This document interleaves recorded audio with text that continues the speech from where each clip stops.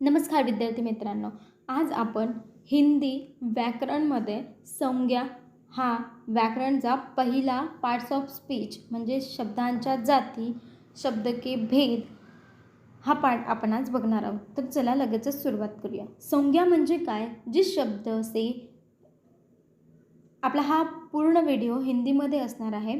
So let's get started. संज्ञा जिस शब्द से किसी प्राणी, वस्तु, स्थान, जाति, भाव आदि के नाम का बोध होता है उसे संज्ञा कहते हैं. मतलब जिस भी शब्द से हमें किसी प्राणी का नाम या किसी वस्तु का नाम, किसी स्थान का नाम, किसी जाति का नाम, कोई भाव, इनके जो नाम है उनका बोध होता है, जो नाम पता चलता है, तो उस शब्द को संज्ञा कहते हैं. उदाहरण में है जैसे राम एक लड़के का नाम है, यमुना एक नदी का नाम है, आगरा एक शहर का नाम है, दीपावली एक त्योहार का नाम है, गीता एक लड़की का भी नाम हो सकता है. तो ऐसे अलग अलग जो नाम हैं उन्हें हम संज्ञा कहते हैं.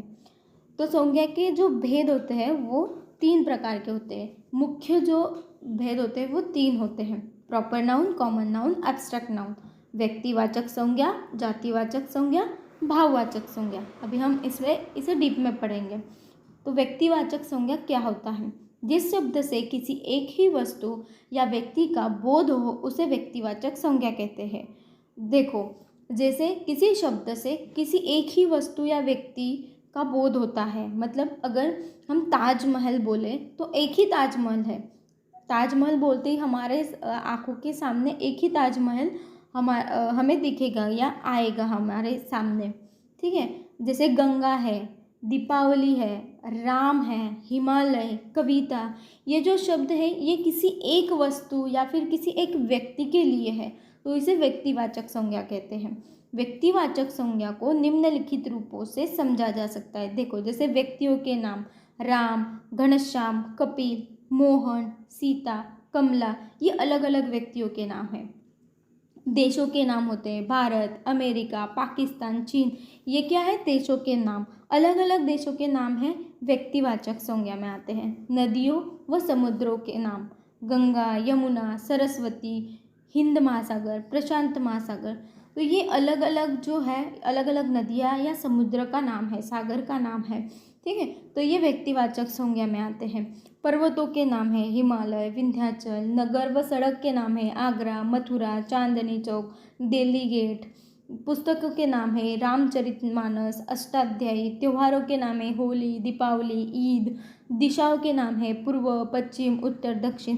तो इससे आपको समझ में आ गया होगा कि किसी एक वस्तु, किसी एक दिशा, किसी एक त्यौहार, किसी एक पुस्तक, किसी एक पर्वत, किसी एक नदी या समुद्र, देश या किसी प्राणी, किसी व्यक्ति का जो प्रॉपर नाम होता है, एक विशिष्ट नाम होता है, तो उसे हम व्यक्तिवाचक संज्ञा कहते हैं. अभी दूसरा जो प्रकार है वो है जातिवाचक संज्ञा. तो जातिवाचक संज्ञा की हम पहले डेफिनेशन मतलब परिभाषा देखेंगे. जिस शब्द से किसी एक समूह या किसी एक जाति के संपूर्ण पदार्थों का बोध हो उसे जातिवाचक संज्ञा कहते हैं. देखो, अभी हमने देखा कि व्यक्तिवाचक संज्ञा, उसमें हम देख रहे थे कि किसी एक पर्टिकुलर या विशिष्ट व्यक्ति या वस्तु का नाम. पर जातिवाचक संज्ञा में किसी समूह या फिर किसी मतलब जाति के संपूर्ण पदार्थों का बोध होता है. जैसे देखो, कुत्ता, पर हमें कौन सा कुत्ता ये नहीं पता है, तो कुत्ता एक स्पेसिफिक कुत्ते की हम इसमें जांच नहीं कर सकते. जैसे अध्यापक है, पर हमें अध्यापक का नाम नहीं दिया है, सिर्फ अध्यापक दिया है, तो ये जातिवाचक संज्ञा हो गई. किताब, पर कौन सी किताब ये नहीं दिया. दर्जी. जातिवाचक संज्ञा को हम इन रूपों से जान सकते हैं. देखो, हम यहाँ पे कुछ एग्जाम्पल देखेंगे. देखो, जैसे वस्तुओं के नाम हैं कंप्यूटर, किताब, कलम, दरवाज़ा, कुर्सी. पर कौन सी कुर्सी, कौन सा दरवाज़ा ये हमें इसमें मेंशन नहीं किया है, मतलब ये संज्ञा है जातिवाचक. देखो, प्राकृतिक तत्वों के नाम ज्वालामुखी, भूकंप, वर्षा. पशु पक्षियों के नाम हिरण, कुत्ता, कोयल, मोर. सगे संबंधियों के नाम भाई, पिताजी, बुआ, मामा. मामा दो भी हो सकते हैं, पर कौन सा मामा ये नहीं पता, मतलब ये जातिवाचक है।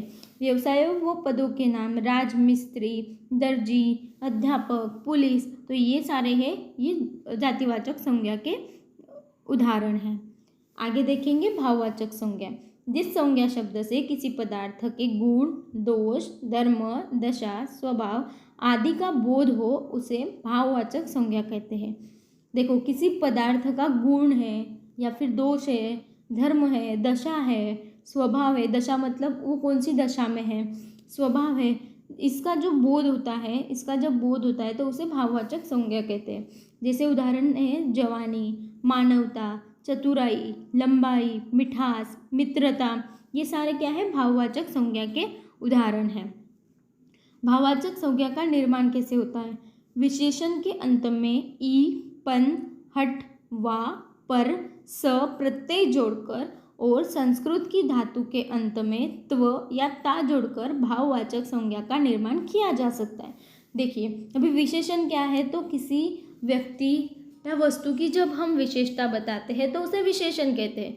तो विशेषण के अंत में प्रत्यय जोड़ा जाता है। प्रत्यय कहाँ जोड़ा जाता है?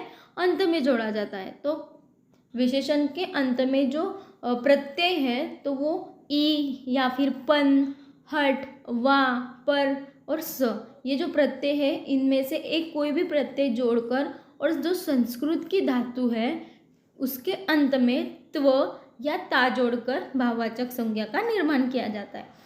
जैसे जैसे देखो, संज्ञा से बच्चा, बच्चा से बचपन, यहाँ पे हमने बच्चा को पण लगाया, पण प्रत्यय जोड़ा तो ये बचपन हो गया, तो ये क्या हो गई, भाववाचक संज्ञा। शैतान, इसको हमने नी लगाया, शैतानी, तो ये शैतान से, शैतान एक संज्ञा थी, शैतानी एक भाववाचक संज्ञा हो गई।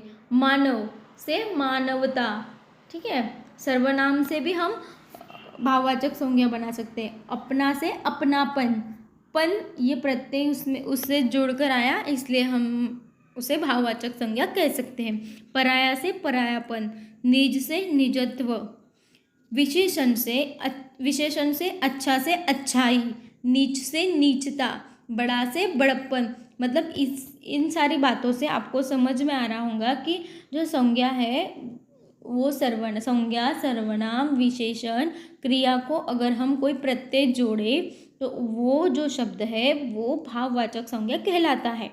ठीक है, यहाँ विशेषण से दिया है अच्छा से अच्छाई, नीच से नीचता, बड़ा से बड़प्पन, क्रिया से दौड़ना से दौड़, धोना से धुलाई, पढ़ना से पढ़ाई, तो ये भाववाचक संज्ञा हो गई। अंग्रेजी व्याकरण के आधार पर संज्ञा के दो भेद और भी होते हैं जो सही अर्थ में जातिवाचक संज्ञा के ही भेद होते हैं। ठीक है, देखो, समूहवाचक संज्ञा और द्रव्यवाचक संज्ञा, ये जातिवाचक संज्ञा के ही भेद है, पर हम अंग्रेजी में 5 पार्ट्स ऑफ नाउन के जो टाइप्स है वो 5 पढ़ते हैं, तो वो भी हम यहाँ पे पढ़ लेंगे। जैसे परिवार, सेना, सभा, कक्षा, ये क्या है, परिवार में एक लोग नहीं होते, बहुत सारे लोग होते हैं, बहुत सारे लोगों का समूह होता है, 2, 3, 4, 5 लोगों का समूह होता है, उससे परिवार बनता है। तो जिस भी शब्द से समूह का बोध हो रहा हो वो समूहवाचक संज्ञा होती है। जैसे सेना हो गई, सभा हो गई, कक्षा हो गई। ठीक है, आगे है द्रव्यवाचक संज्ञा। द्रव्यवाचक मतलब कोई भी धातु या फिर द्रव, जैसे देखो सोना एक धातु है, चांदी है, लोहा है, घी है, दूध है, पानी है, ये सारे एक पदार्थ है। जो पदार्थों के जो नाम है वो द्रव्यवाचक संज्ञा में आते हैं। तो यहाँ पर हमने संज्ञा, ये जो पार्ट्स ऑफ स्पीच मतलब जाति के शब्दों के जो भेद है वो 8 होते हैं, तो उनमें से हमने संज्ञा ये पार्ट्स पूरा कंप्लीट कर लिया है। इसमें हम क्वेश्चन आंसर्स भी करेंगे अगले वीडियो में। आपको अगर वीडियो पसंद आया तो लाइक शेयर ज़रूर करें। धन्यवाद।